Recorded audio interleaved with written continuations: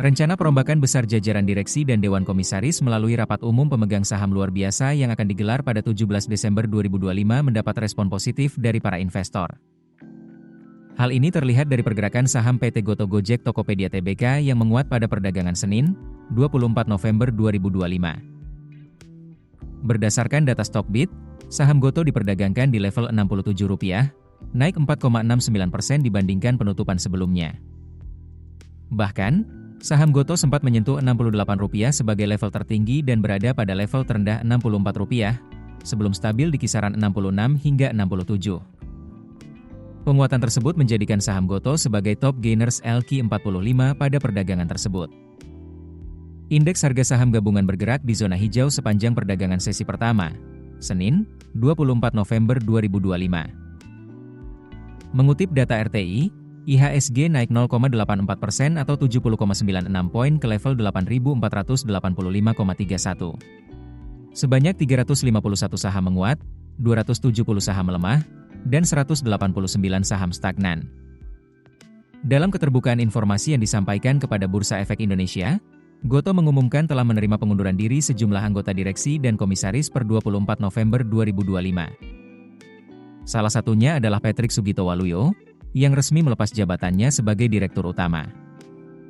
Tongkat kepemimpinan kemudian disiapkan untuk dialihkan kepada Hans Patuwo, yang dinominasikan sebagai Direktur Utama sekaligus Chief Executive Officer, dan akan dimintakan persetujuannya dalam RUPSLB mendatang. Selain Patrick Waluyo, Ade Mulyana, yang menjabat sebagai Direktur juga mengajukan pengunduran diri. Di jajaran Dewan Komisaris, Pablo Malai dan Winato Kartono turut menyampaikan pengunduran diri mereka. Sebagai pengganti, Goto menominasikan Andre Sulistyo dan Santoso Kartono untuk mengisi posisi komisaris. Manajemen menilai kedua nama tersebut memiliki pengalaman strategis dan pemahaman mendalam terkait teknologi dan investasi, sehingga diyakini dapat memperkuat fungsi pengawasan serta tata kelola perusahaan. Seluruh proses pengesahan pengunduran diri dan pengangkatan anggota direksi serta komisaris ini akan diajukan dalam RUPSLB pada 17 Desember 2025, sesuai dengan ketentuan POJK 33 2014, POJK 15 2020, dan Anggaran Dasar Perseroan. Hingga September 2025, pendapatan bersih Goto meningkat 14% menjadi Rp13,30 triliun dari Rp11,66 triliun.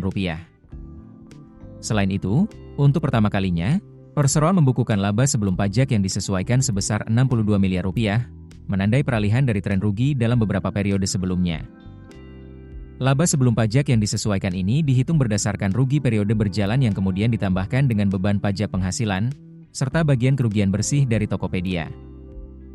Dengan capaian tersebut, Goto menaikkan panduan EBITDA yang disesuaikan tahun 2025 dari sebelumnya Rp1,4 triliun sampai Rp1,6 triliun menjadi Rp1,8 triliun sampai Rp1,9 triliun. Direktur Utama Grup Goto Patrick Waluyo sebelumnya menyebut, hasil positif itu menunjukkan kemajuan dalam mencapai profitabilitas yang berkelanjutan. Menurut Patrick, fokus perusahaan tetap pada penyediaan layanan yang konsisten dan efisien bagi konsumen, serta peningkatan penghasilan mitra pengemudi dan pedagang. Keputusan bisnis terbaik datang dari data, bukan tebakan. Mudah berlangganan Business Insight dengan subscribe with Google.